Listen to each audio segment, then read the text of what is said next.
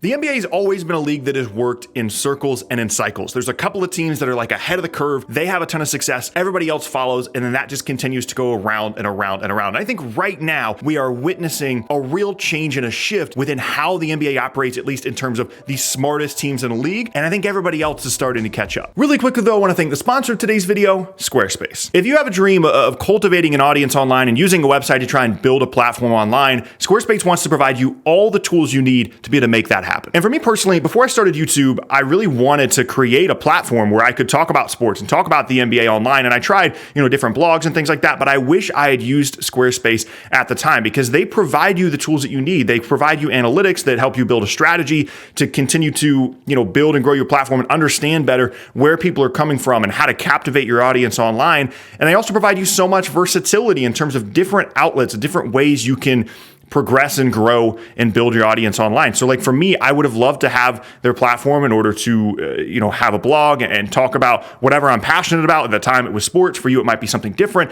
If I was someone right now that was interested in building an online store, selling products digitally or physically, Squarespace would certainly be the place that I would go. And again, it's about putting yourself in a position for success, and Squarespace does a fantastic job of doing that. So right now what you can do is you can go to squarespace.com and you can sign up for a free trial. And if you enjoy it and you like it, you can get 10% off your first purchase of a domain or a website when you use code SPORTING. You go to squarespace.com/sporting. Again, that is 10% off using my code SPORTING, or go to squarespace.com/sporting for 10% off your first purchase of a domain or website on Squarespace. And thank you again to Squarespace for sponsoring this video. So when you go and look back at the last, 7 to 12 years in the league, there are very clearly some changes that have happened. So you go back and look at 2010, the decision LeBron goes to Miami, that kind of brings about all this star player movement, whether it be trades or free agency. And then you go towards kind of this Warriors cycle, right? Where they have these homegrown players and eventually they bring in KD, but initially it's all about Steph, and that ushers in this like shooting revolution, right? And then we go to 2019 where we have unprecedented free agency movement. Russ changes teams multiple times, Harden trades teams multiple times, KD and Kyrie, of course. All these different teams, these super teams are created, LeBron and AD, Kawhi and Paul George in LA, and that seems to be the future of the league, is clear cap space. It doesn't matter what you do unless you have two of the top 15 players in the league. And now, right now, I think we're seeing things shift once again for a couple of different reasons. One, those teams, those marquee free agent teams in 2019 have not had the success that people had anticipated that they would, with the exception of Lakers winning the title in the bubble in 2020. And they weren't even really one of those 2019 teams, in terms of free agency at least. They brought in AD, LeBron had signed there the year prior. And so everybody kind of just assumed, like, how are you going to stop these teams, right? Like KD and Kyrie, with the offensive firepower they have in Brooklyn and the pieces that they had in Brooklyn at the time, including guys like future All-Star Jared Allen on the roster. There's so many, pieces there. This is a smart team that created, not necessarily a team that already had a star on it, but a team that you could kind of see stars have their own template there in terms of how they want to build their team. Same thing with the Clippers. They cleared all this space. They had all these interesting role players. They created a unique opportunity for guys like Kawhi and Paul George, not just relying on their location being LA and in New York in this case, but putting together a proper team around those guys, but all still centered around the stars. And like we said with the Lakers. But right now, I think there's something really interesting happening because the Warriors ushered in this like small ball, everybody shoots threes mindset in the league. And for the next 4 years after that, everything was about space. Everything was about how many small guys can you put on the floor. Bigs didn't matter. Nothing at all mattered. Then we go to the bubble in 2020 and the Lakers are like, you know what? We're going to be different. We're going to zag here. We're going to have the best small ball 4 and best small ball 5 in the league in Anthony Davis and LeBron. We're going to have a couple of decent defenders and shooters on the floor. We're going to pummel you on the glass. We're going to be bigger than you. We're going to be stronger than you. And if we get a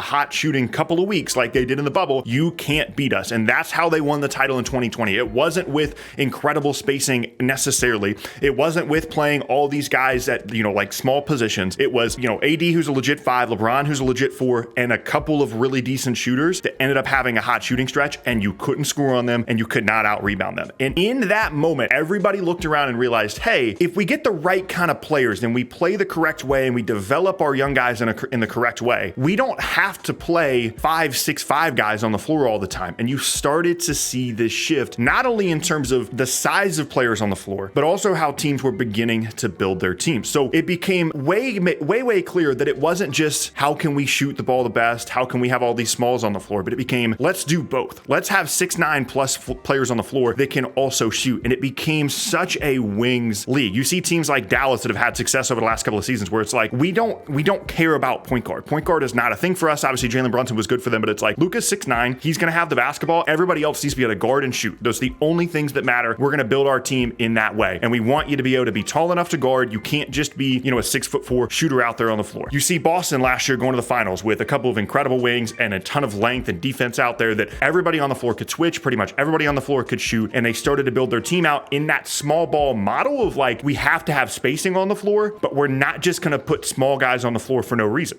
Another example would be Milwaukee, I think, was one of the first teams that started doing this in 2020 and on, was when Brook Lopez was healthy. They had no issue being like, okay, if you're going to play small against us, Brook Lopez can punish you in the post. Like, we will go to post ups with Brook Lopez because he's still a good scorer. He's huge. And if you're going to put a 6'6" guy on him, like, we're going to be able to punish you with the rim. And teams started attacking the rim more. Teams started being more aggressive on the offensive glass. And it created this shift where it was like size suddenly mattered again in the league. Not necessarily in terms of like, Twin Towers type stuff, but in a way of like, you have to be 6'7" to play, a decent amount in a playoff series, but you have to be able to shoot. And so then we started seeing all these players come into the league in the 2020 draft and on, that it didn't matter if you were 6'10", 6'11", you were going to learn how to shoot threes. And it just became a requirement to be on the floor. Either you're going to be an incredible rim protector and rim roller at the 5 spot. And in that case, you're, not going to be paid very much. You're not going to be prioritized much offensively, but we can still find some space for you. Or you have to be someone that can space the floor. And we have to build our roster out in a way where we have size at all times. We can overwhelm teams with that, because teams started to shift. A couple of teams got ahead of that. Milwaukee, for example, with obviously Giannis being out there, Brook Lopez, Chris Middleton, Drew Holiday, all these guys with great size and length. And teams started to realize the same thing with the Lakers. We have to be able to match up with this. And there goes those cycles again, where teams started to try and catch up to that. The other part of this, I think, is specifically in comparison to the 2019 point that I made earlier, is star power. I don't want to say it's become less important, because the NBA has always been a stars league. You've always needed some of the best players in the league to compete. But the way that teams acquire those stars, as well as how they think about constructing the roster around them, I think has changed pretty dramatically as well, because you look at results and you look at success to really inform your decisions. And you look at,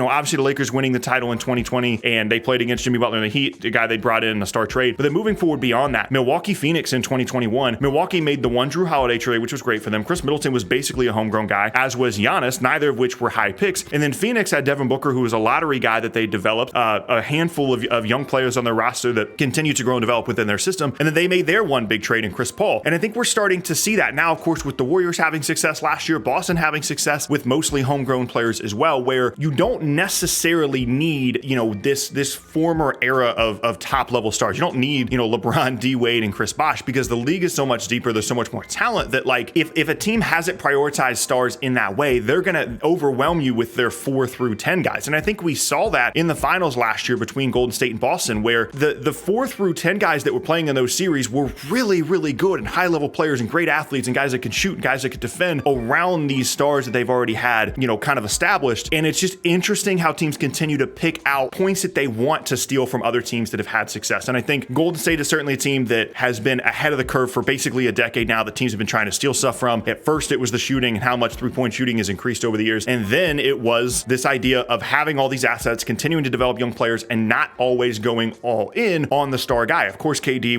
when you have an opportunity to bring in Kevin Durant in an unprecedented cap spike situation, you have to do that. But then afterwards, they had all these opportunities to trade Wiseman, to trade multiple first round picks to go and get a guy, and they chose not to. They developed Andrew Wiggins, they developed Jordan Poole, they have Kuminga and Wiseman and Moody now on the roster that are going to kind of be this bridge to this new era of Warriors basketball. And teams looked at that and said, you know what? It's nice to have 2 top 20 players or, 3 top 30 players. That's fine. But when you get into a playoff series, there's only one ball and pretty much all the top players in the league are all scorers. I'd rather have a couple of guys that can really guard and shut down the other team's player. Think about how impactful Andrew Wiggins and Jason Tatum and Jaylen Brown, these guys were in the finals on the defensive end of the floor, and guys that could also space off the ball. And we're really starting to see this shift, not only in team building strategy in terms of it not being star centric, but also size is kind of back in the league. Like, small ball took over, in terms of physical traits initially in the league, but now I think it's more so system based, right? Where it's not, small ball doesn't mean small players on the floor. Small ball means spacing. It means guys that can shoot, but it doesn't matter if you're 6'11", 7 foot coming into the league. And it doesn't matter, of course, as you're coming up through AAU, everybody, whether it be here internationally, is going to be able to shoot the ball, is going to be able to handle the ball because of this revolution we've had over the last couple of seasons. It's being taught more so than ever, and guys come into the league as better shooters, as bigger players as better shooters, and that's having a huge impact how teams are beginning to build their teams out, not just because, they feel like it's a good strategy to have bigger guys out there that can shoot, but out of necessity, because you play enough teams throughout the season that have all these big guys like Karl-Anthony Towns that can shoot and space the floor and can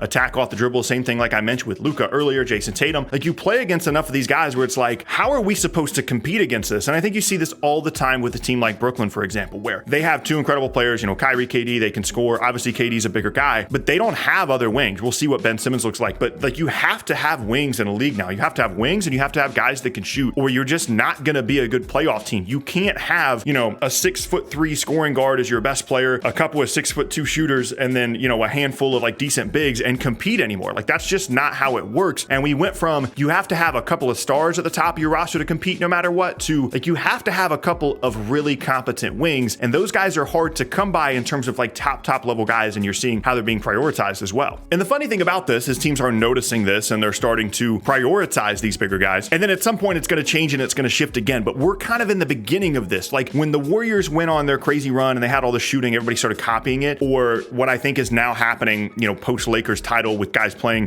bigger lineups and things like that. We're on the beginning of that trend, and we're going to see that continue to develop. And then ultimately someone's going to come up with a better idea to counter it, and a better idea and a better idea. And it's just really interesting to see how the league works and now kind of realize it and notice it in the moment how much things are changing.